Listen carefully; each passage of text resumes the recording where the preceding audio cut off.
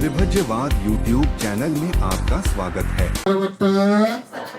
दुखितो मोचन्ताय इमानि अष्टशीलानि पंचशीलानि समाधिस्वानि परदुःखगतस्य मातुस्य पितुस्य ज्ञातिस्य बुद्धिस्य गुप्तस्य चेकबुद्धस्य आगसमना महासमना आर्यसमनास्य सत्यवादी मानवत्ती कासाव चिवर स्वपरिखार अर्थपरिखार पानी दीपानी भोजनानी स्थापानी धूमं पूजनी नित्यदान नित्य शिवं नित्य भावती नित्यस्य चित्तवतु उपकल्पति सत्ता सत्यपान सत्ता सत्यपुरुषा सत्यपुरुषा सत्यपिता सत्यनागा सत्ययक्षा सत्यदेवता सत्यहर्या सत्यहर्या सत्य अनुमोदन्तु साधु साधु साधु इजिदं भजितं पुयं कृपमेव समिजन्तु सविपुर्जित संकल्पाचन्दो तमोरसोयत आयुरारोग्य सम्पत्ति सकल सम्पत्ति निरच ततो निबाण सम्पत्ति नाते समज्जतु इच्छेव मच्चन्तकन्तो सुरक्षो जिनानुभावो नचितो पपगो बुद्धानुभाव हतारि संकृतराशि सद्धर्मानुभाव पालितो इच्छेव मच्चन्तकन्तो सुरक्षो जिनानुभाव नचितो पपगो धर्मानुभावेन हतारि संकृतराशि सद्धर्मानुभाव पालितो इच्छेव मच्चन्तकन्तो सुरक्षो जिनानुभावेन जितु पपगो संगानुभावेन हतारि संकृतराशि सद्धर्मानुभाव पालितो इच्छेव मच्चन्तकन् अग्निशीलच्चन्नि चित्तपचानो चत्तारो धर्मो वदन्ति आत्मनो सुखं वदन्ति। ये आपके सभी संकल्पों पूरे हुए दान पुण्य से आपके ज्ञातेगण निरोगी सुखी रहे। ये दान पुण्य कर्म का सभी सत्व अनुमोदन करे साधु अनुमोदन सुखी हो वंदन करत संकल्प ब्रह्मरत्नम् औषधं उत्तमं वरम् परिलाभोपशमानं धम्मतेजेन सोत्थिनं नाशन्तु पदवं सबे भया उपासमेन्तु ते साधु साधु साधु। महाकारुणिक स्वामी संबुद्ध लोक और लोक के रहस्य जानने वाले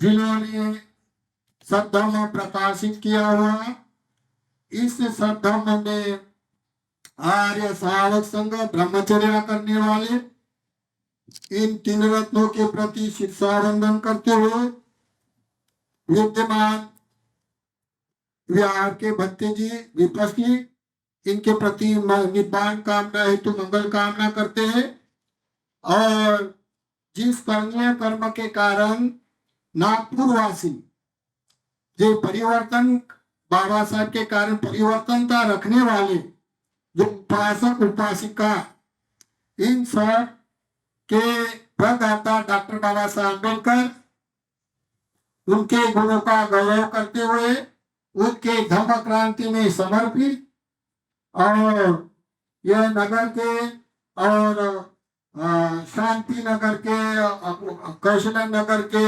सुबेदार नगर के बहुत सारे ऐसे उपासक उपासिका आज विशेष रूप से धर्म का अनुपालन करने के लिए, जैसे कि संडे दिन ये तो एक धम्म दिन नहीं हो गया सभी राष्ट्रों के लिए, तो ये धम्म दिन को देखते हुए अपने अपने दान धर्म की पारमी पूर्ण करते हुए वर्षवास के स्थिति के काल में अपनी उत्तर उन्नति करने के लिए, उत्कर्ष के लिए दान धर्म करने वाले अपनी जगह जगह से आए हुए हैं।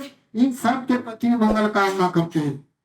तो आज का जो बोला गया है, सकतवा धम्म रतनम रोषदम उत्तमं वरम, इसका मतलब होता है सत्कार करने योग्य है धम्म का रतन। यंकिंचिंग रतनन लोके विज्जति विविधा पुतु, यानी इस संसार में जो तीन रत्न है, इस रत्न की ऐसी महानता होती है। इनमें से ये धम्म रत्न की मीमांसा कर रहे हैं। सकतवा धम्म रत्न मतलब सत्कार गुरुकार करने योग्य धम्म का रतन है। सकतवा धम्म रतन औषधम उत्तम वरम, जैसे कि उत्तम औषध है, ये दवा है, वरदान है। औषधम उत्तम वरम, वरदान है किसके लिए? जो मनुष्य करणीय कर्म करने के लिए बेसब्री से इंतजार करने वाले हैं, इसके लिए ये धम्म रतन एक उपकार है, कल्याणकार है। सकतवा धम्म रत्नम औषधम उत्तम वरम, ये दवा है उनके लिए, जो धम्म मार्ग पे चलने वाले लोग, उसके लिए दवा है। औषधं उत्तमं वरम परिलापस्समान, जैसे थोड़ा भी उसका परीक्षण करने से, इसका धम्म का थोड़ा भी धम्म का परीक्षण करने से परिलापस्समान धम्म तेजेन स्वपिन, इतना धम्म रतन का इतना तेज है। सकतवा धम्म रतनं औषधं उत्तमं वरम परिलापस्समानं धम्म तेजेन सोतिन न संतु पदवा सभ्य भया उपासुमेन्तुते। इस धम्म रतन को जो अनुसरता है, उसके सभी भय उपशमन हो जाता है। अभी भय का है? रोग नहीं होना चाहिए भय है, क्योंकि रोग होने से बड़ा दुखदायी है। मरण नहीं आना चाहिए, इसलिए उपचार करते रहते, तो मरण ये दुख कारक है, भय कारक है।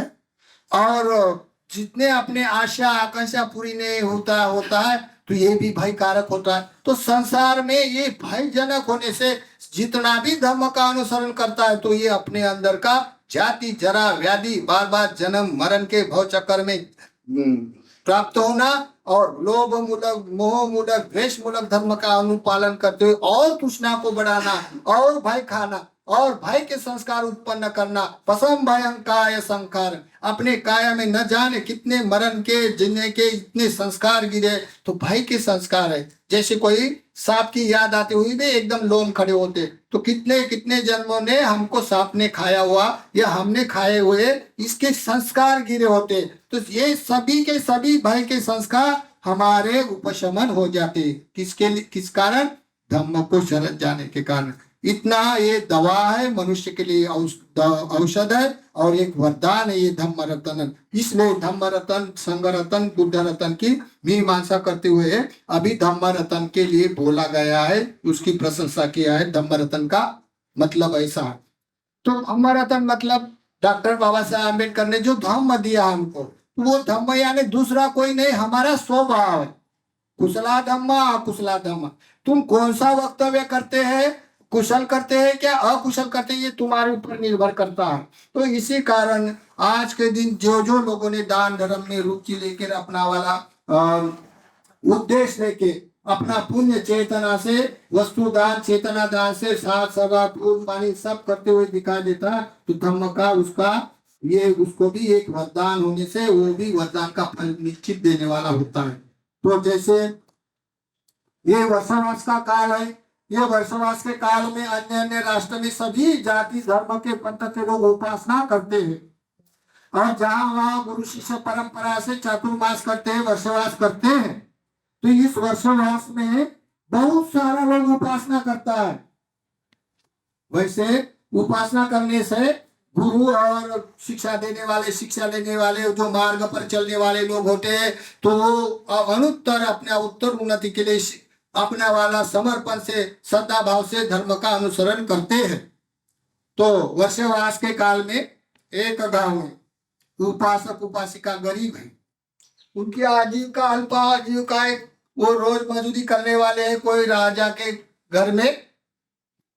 लेकिन वो दिन उपवास था, जैसे अभी उपोषण का दिन बड़ा महत्व देता है वर्षवास की स्थिति में, तो वो भी दिन उपोषण का था और दोनों पति पत्नी उपोषण करने वाले थे। तो क्या हो गया, उपोषण के दिन वो राजा को लगा क्या मेरा वो काम करने वाला आदमी काम पे जाना चाहिए, और जो जाने वाला जो उपोषण करने वाला जो पति पत्नी थे गरीब थे उसको लगा क्या उपोषण के दिन राजा हमको छुट्टी देगा। लेकिन राजा को पूछने गया वो आदमी, क्या महाराज हम काम पर जाए? तो उन्होंने उल्टा पुल्टा बोला, बोला जाओ मत जाओ। तो ये समझ नहीं पाया, फिर भी वो अपने पत्नी के पास आके बोलता है कोई तो भी मेरा गलत हुआ होगा। अपने पत्नी को पूछता है, हमने बोला क्या आज उपोषण का दिन है, लोग घर को रहता है तो हम लोग काम को जाए क्या नहीं जाए, ऐसे राजा को पूछना। तो राजा ने बोला जाओ नहीं तो मत जाओ, ऐसा बोला। तो क्या करना चाहिए? तो ये पत्नी बोली, बुद्धिमान होके स्त्री जात बोलती है राजा का मतलब है आपको काम पे जाने का, इसी कारण वो अपने वाले वाणी से ऐसे उल्टा पुल्टा बोला है। तो आप लोग जाओ, उपोषण का दिन है तो मैं उपोषण के दिन अपना वाला भोजन वहां खेती में लाता है। देखो, फिर उसने अपना वाला, उसके पति ने अपना हल उठाया, बैल बिल लेके अपने खेत में चला गया, जो नगर श्रेष्ठ का खेत था वहां खेत में काम करने के लिए गया। अभी देखो दोनों पति पत्नी उपोषण करने वाले हैं और उपोषण का दिन है, तो उसके मन में तो हर्ष होता है, बिहार में जाऊंगा, भिक्षु को दान धर्म करूंगा, वंदना करूंगा, लेकिन कर नहीं पाया क्योंकि मालिक ने बोला जाओ करके काम पे। तो ऐसा करते हुए क्या हो गया, वो काम करने के लिए काम कर रहा हो और उसकी पत्नी उपोषण का दिन खाना बना के मैं जल्दी जाऊंगी, उपोषण के दिन पहले 12 बजे के पहले खाना होता है, तो उसने जल्दी फटाफट जो जो बनाना है विशेष विशेष व्यंजन पदार्थ बना लिया है। और वो जो मनुष्य है ना, वो मनुष्य हल लेके चले सवेरे सवेरे आ रहा खेत से, ऐसा खेत में जा रहा था। जाते जाते क्या हो गया, वो जो अपने वाले खांडे पे उसका लकड़ा का हल्का लकड़ा है पहले सामने है, और अपना धीरे धीरे याद करते करते उपोषण के दिन के याद करते करते वो चल रहा है ऐसा खेत की तरफ। उधर से दूर के गांव में एक भिक्षु अपने पायदान से पैदल यात्रा करके चल रहा था। चलत भिक्षविचारी का आ रहा था ये। ऐसा आते हुए वो जैसा नजदीक आ गया तो उसकी इतनी पानी बढ़ गई वो उपोषण करने वाले मनुष्य की।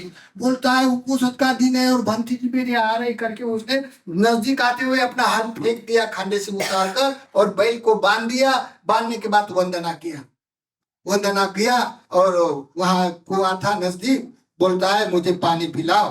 तो वो उपासक ने जल्दी से बकेट के पानी निकाला और अपने भिक्षु को पानी पिलाया।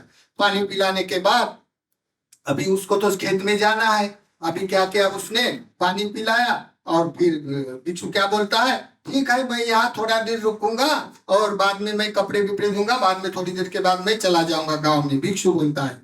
तो उनको मन में तब कुछ नहीं लगा। फिर उसने अपने बैल छोड़ा और खेत की तरफ जा रहा। जैसा खेत में पहुंचा वैसे उसको पुण्य पार भी बढ़ गए। बोल रहा वो रो रहा है, बोलता है आज उपोषण का दिन होते हुए मेरा गुरु मिल गया और मैंने थोड़ा भी खाना नहीं दिया उसको, मैंने खाने के लिए आमंत्रित नहीं किया, मैंने कुछ भी दान दिया नहीं, एक फूल भी दान नहीं दिया, मेरे पास वस्तु भी नहीं, ऐसा करके रो रहा हूं।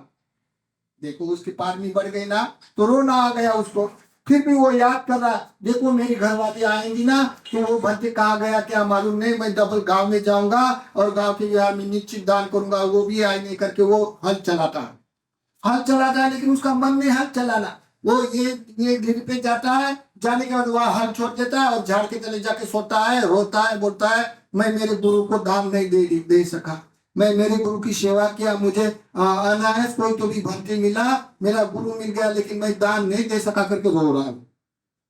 ऐसा करते करते उसका वाला 1-2 घंटा टाइम निकल गया। उसके उपोषण का दिन होने से उसके पति ने खाना पीना बनाकर अभी बांध कर वो आ रहे और वो भक्तों में अपना चिवर भूलकर अपना थोड़ी देर में वहां पे रुका। अभी वो इधर खेत में रहा, देख रहा उसका पति, मेरी पत्नी अभी तक क्यों नहीं आई, उपोषण का तो दिन है, ये तो आई बगैर रहती नहीं है, वो तो कुछ भी करे लेकिन आएगी, लेकिन क्या देर हो गया नहीं आई, इसका चिंतन कर रहा। बोलता है उपोषण का दिन होकर भी मैंने कुछ नहीं दान दिया। ये उसको मन में आता तो रोने लगता है। अभी पत्नी खाना बनाकर अपने खाना बांधकर अपने सर पर अपना वाला कोटोरा लेके खाना लेके चल रही खेत में। और वो भंती जी जो कुएं पे चिवर विवर धोया, अभी देर सवेरे हमको पिंडा पाता ही करना है करके वो देर से 2-2-2-2.5 घंटे में वो चल रहा गांव की तरफ। उनकी पत्नी खाना लेके खेत पर जा रही और वो भंती जी गांव की तरफ जा रहा। ऐसा करते करते करते नजदीक नजदीक आए तो वो उपासिका के पास खाना, और उनको ये तो उपोषण करने वाली है। भंती जी उसको नजर में देखा, बरोबर ये सब बातें भूल गई। वो बोलता है भंती जी है मेरे सामने, खाना है मेरे पास, उपोषण का दिन है और आज की दान पानी करके उसको कुछ सूझ नहीं रहा। जैसा भंती जी नजदीक आता है वैसे वैसे उसकी चित्त में समाधि स्थित हो रहा, उसका समाधि हो रही, उसको कुछ नहीं सूझ रहा। जैसा भंती जी आया है उसने अपना पात्र अपना वाला बर्तन उतारा और उनको बोला भंती जी मेरा आज का दान भोजन ग्रहण करे। ऐसा बोलकर भंती जी को तो भोजन करने के लिए गांव में ही जाना था।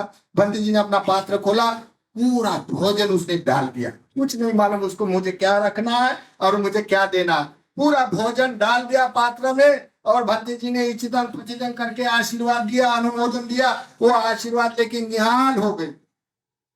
भंती जी ने भोजन लेके साइड के झाड़ तले चला गया और वो थोड़ी देर होश में आकर बोलता है आज का उपोषण का दिन है, मैंने तो भोजन सब दे दिया और मेरे पास तो अभी 1.5 घंटा टाइम है और मुझे मेरा पति भूखा रहेगा, उपोषण का दिन है करके वो होश में आ गए। गई घर में, उसने घर में अभी क्या करूं क्या ना करूं, तो उन्होंने जल्दी सा सूखा पोहा लाया, थोड़ा दूध लाया और गर्म मिलाकर वो जल्दी भोजन को मिल जाए मेरा पति को करके वो दौड़ के आए। अभी धीरे धीरे नहीं जा रही, दौड़ते जा रहे पति के आस्था लेके क्या मेरा पति भूखा न रहे, उपोषण का दिन मुझे दोष लगेगा करके। वो पति बेचारा रो रहा, अभी तक नहीं आई है, मेरा गुरु मिल गया, मैंने दान नहीं दिया, ऐसा करके वो रो रहा। और ये देर से ऐसी जा रहे, जाते जाते जैसा उसका सर दिखने लग गया तब उसके मन में मन आ रहा, बोलता अभी तक आ रही घर वाली, अभी मैं तुरंत खाना लेके जाऊंगा घर को और मैं खाना दान करूंगा भंती जी को, ऐसा बोल के वो आतुर हो रहे।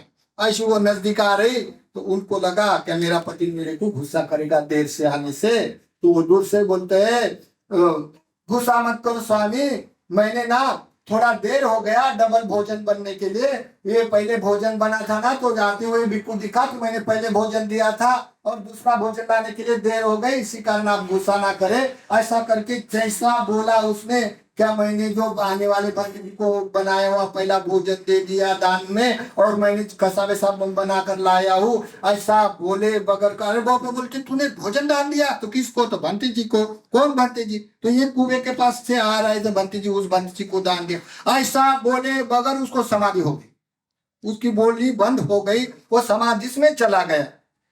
थोड़ी देर के बाद बोलता है तूने कितना उपकार किया मुझ पर, देखो मैं कितना समय से रो रहा दान देने के लिए, और मैं आज नहीं दान देता तो न जाने मेरी कितना दुर्गति हो जाता, मुझे कुछ नहीं सोचता था, लेकिन आपने मेरे ऊपर बहुत उपकार किया है। ऐसा करके वो पत्नी को पैर छोड़ा, तुमने मेरे को बहुत मदद किया करके। देखो धार्मिक आदमी का ऐसी भावना होती।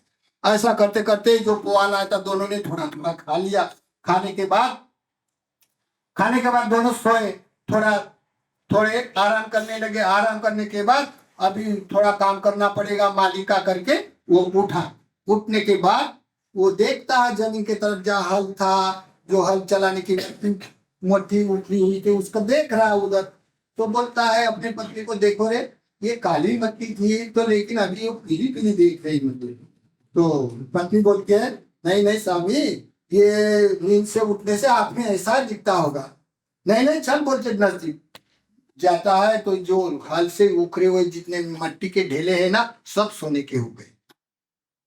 कमाल की बात है। तो ये क्या बोलती है, देखो हम लोग ना उपोषण करने वाले हैं, हम तो ये तो राजा का धन है, कोई जमीन में गड़ा हुआ सोना होगा तो सब बाहर आ गया तो हम उसको पहुंचा देंगे, स्वामी उसके ऊपर आप आसक्त ना हो जाना, हम उपोषण करने वाले, हम हमारे सील विनय भंग नहीं करेंगे, हम सिलवान लोग हैं, ये सोना देखकर हमारा मन विचलित ना करे।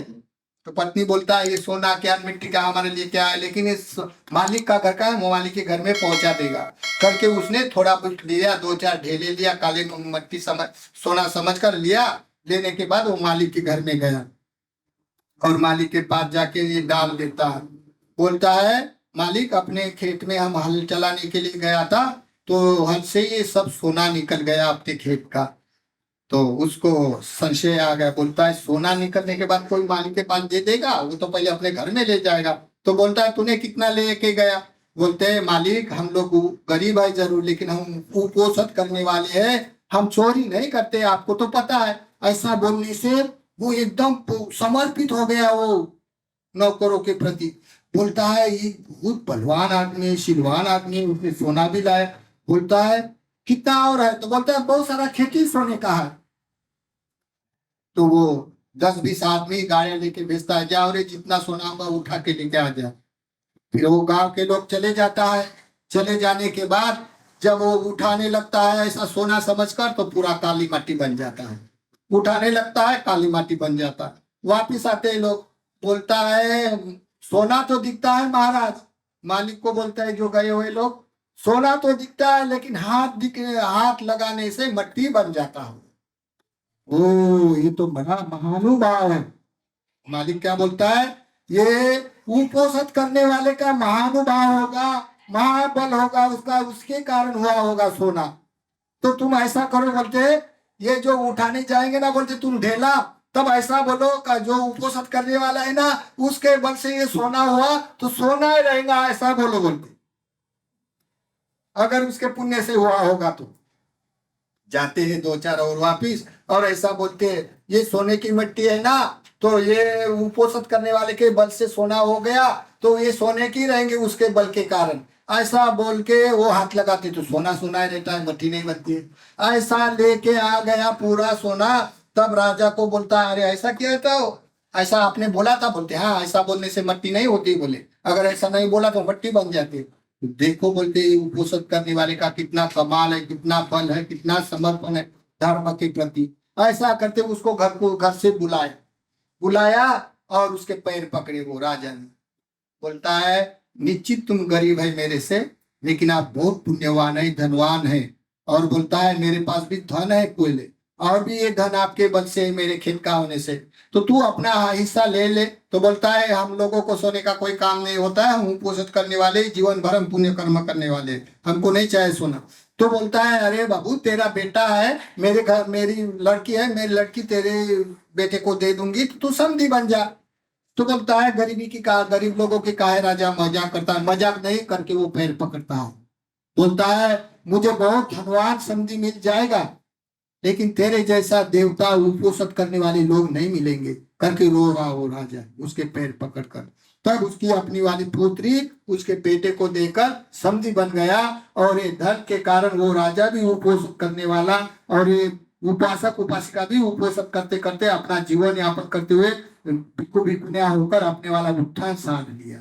तो देखो मतलब इतना है, जो लोग उपोषण करते हैं, गोपालक उपोषण, निर्ग्रंथ उपोषण, आर्य उपोषण, जो लोग आर्य उपोषण में प्रतिष्ठित होते हैं उनका विशेष उपोषण होता है, तो विशेष बल भी होता है।